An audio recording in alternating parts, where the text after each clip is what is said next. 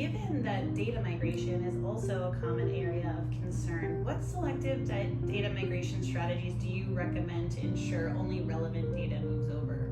Yeah, so this is a great question. Most of the companies that we work with, I will say, have built up their system and have large databases where they've never archived data. So that's just kind of an unfortunate practice of what has happened over the years. That's caused problems for them because they've not been able to necessarily do upgrades, even minor upgrades, because it's challenging because of the size of the database, or they're behind on patches, whatever it is, right? I mean, it's kind of an indication of different things. And it's also probably not a good practice from a document retention policy.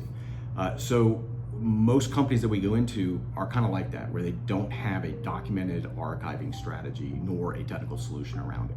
So first and foremost, that's something that we will look at during an upgrade, because they're coming from a relational database where storage is fairly cheap to an in-memory database, and the very nature of doing that is expensive, just because of the amount of data that you're moving. So what you really need to do is put in a document retention policy, determine what legally you should have and what the company is comfortable with to retain as your starting point. So get the strategy in place first, to then determine, should you embark on an archiving project or should you do a selective data transfer, so that you're actually only moving the data that you need. Because some companies as well will have, let's say, a bunch of legal entities and half of them are deprecated. Well, there's no point in bringing those companies over. You only need to bring the active companies over, as an example.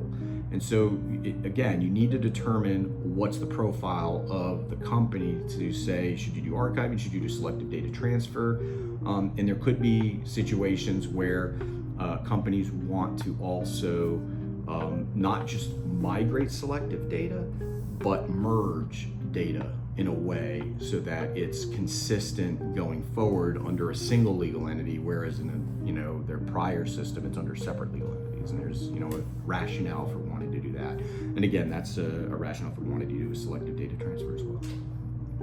Well, Jeff, thank you so much for taking some time today to help our clients and our audience think through the challenges and opportunities related to the pending deadline for SAP ECC maintenance and the path to S/4HANA. Thank you very much. I appreciate the time.